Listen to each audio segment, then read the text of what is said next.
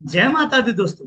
दोस्तों, मुझे पूरी उम्मीद है कि आपकी ट्रेडिंग अच्छी चल रही होगी और आपने समझा होगा कि हेज ट्रेड में आपका कैपिटल कभी जीरो नहीं हो सकता। ऐसा ही विश्वास हमेशा हेज ट्रेड के साथ बनाए रखें और अपने आप को at least 3 years they hedge trade के साथ।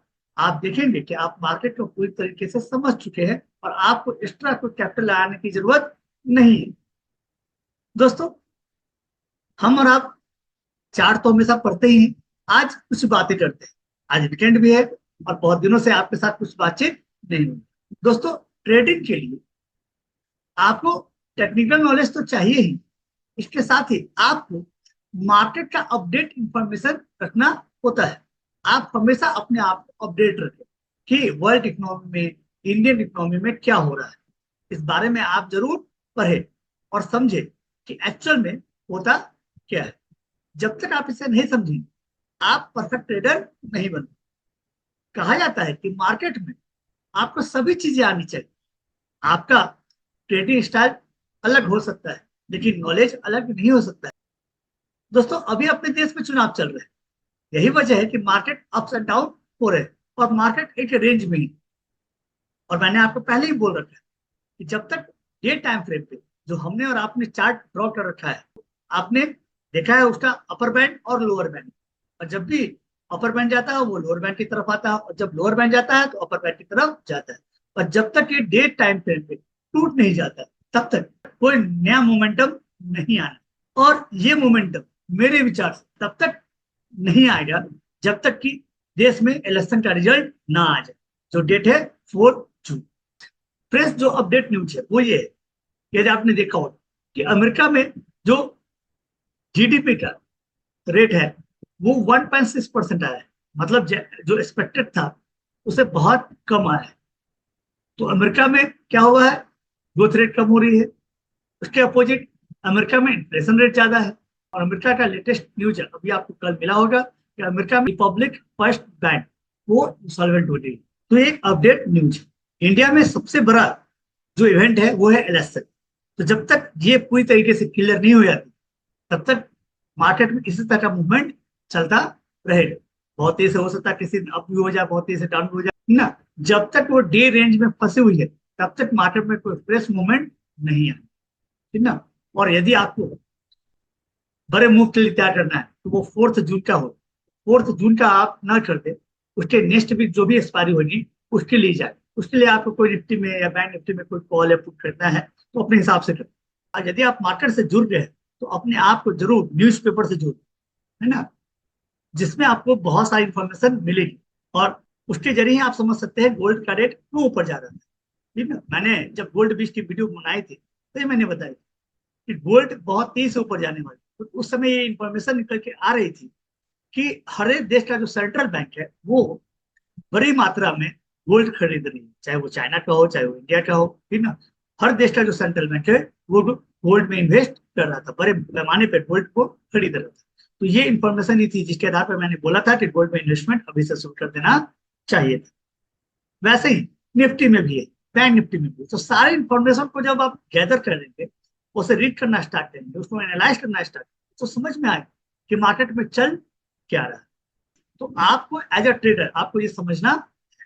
और मैंने उसने आपको ऑप्शन चेन पर है, ऑप्शन चेन में मैंने आपको बताया। तो ऐसा नहीं कि सिर्फ उतना ही इंफॉर्मेशन एनालाइज करके आप ट्रेडर बनिए। आपको उसमें और भी सारे बहुत सारे इंफॉर्मेशन है जो मैं धीरे धीरे आपको के साथ शेयर करूंगा कि ऑप्शन चेन को और किस तरीके से रीड किया जा सकता है।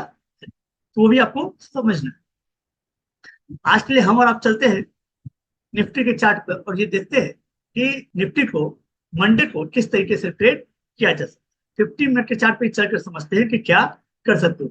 बहुत सिंपल, ये जो भी करे हेज ट्रेड के साथ। देखिए, देखिए दोस्तों, ये निफ्टी का 50 मिनट का चार्ट है।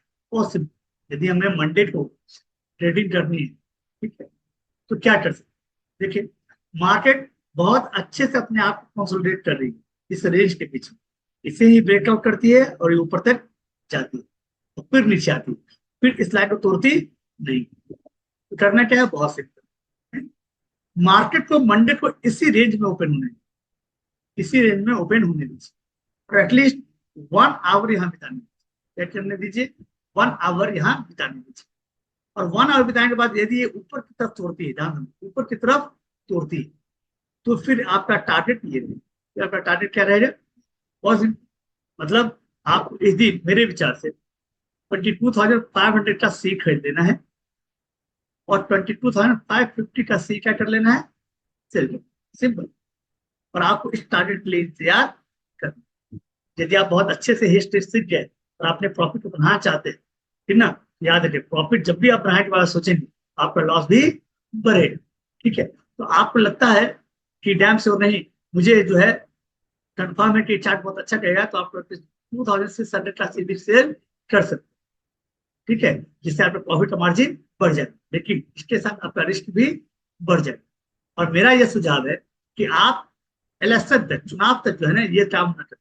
इलेक्शन तक आप इसी ट्रेडिंग सिस्टम को फॉलो करें कि आप सी बाय करें 500 का और इमीडिएट उसके ऊपर का सी सेल करें। पी में भी ऐसा ही काम करना। अभी जब तक इलेक्शन नहीं हो जाता है तब तक आपको इसी ट्रेडिंग स्टाइल को फॉलो करना चाहिए, क्योंकि हो सकता है कोई भी एक इन्फॉर्मेशन बहुत तेज से मार्केट को अप डाउन की तरफ घुमा। क्लियर? तो ये एक चार्ट बनता है। अब ये हुआ कि यदि इस लाइन को तोड़ती है तो क्या होता है, ठीक ना, इस लाइन को तोड़ती है तो मेरे विचार से मैं इस लाइन की तरफ जाने से बचूं। ऐसा क्यों? ऐसा इसलिए कि आवरली चार्ट और डेली चार्ट ये बता रही है कि नीचे जो है 50 डेज का एवरेज और 200 डेज का मूविंग एवरेज भी है, ठीक ना, और बॉलिंजर बैंड का मीडियन भी है नीचे। तो मैं नीचे की तरफ जाने से बचूंगा, ठीक ना, इससे अच्छा ट्रेड न करूं, इससे अच्छा मैं ट्रेड न करूं। मेरे पास एक ही ट्रेड है कि यदि मार्केट यहाँ ओपन हो जाए और ऊपर जाए तो मैं इसके लिए क्या कर सकता हूँ, इस टारगेट के लिए जा सकता हूँ। नीचे की तरफ मैं जाना भी पसंद नहीं करूंगा, है ना। नो ट्रेडिंग भी अपने आप में नो लॉस। तो ये भी आपको ध्यान रखना है। ऐसा नहीं कि आपने डेली कसम खाया कि मुझे ट्रेड करना ही, मेरे अकॉर्डिंग नहीं हुआ तो फिर ठीक है, क्योंकि मान लीजिए, ऐसा इसलिए मैं बोल रहा हूँ कि समझिए।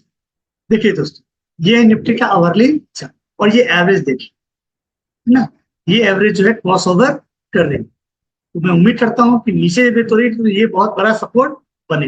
एक बार यहाँ सपोर्ट ले ले, सोचिए यहाँ एक बार सपोर्ट लिया, 1 आवर रुक गया, तो आपको ऑप्शन में कोई प्रॉफिट नहीं बनी। जब ये नीचे टूटेगी, तो जब तक बहुत तेज से मोमेंटम से नहीं टूटेगी तब तक बहुत बड़ा प्रॉफिट नहीं है।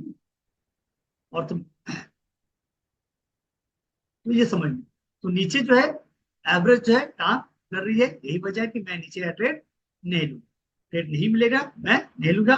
ट्रेड मेरा परफेक्टली वही है 15 मिनट के चार्ट। उम्मीद करता हूं दोस्तों कि आपको ये बातें समझ में आएंगी कि आपको मार्केट में हमेशा अपडेट रहना है। फिर मिलता हूं दोस्तों किसी और वीडियो के साथ। जय माता दी, हर हर महादेव।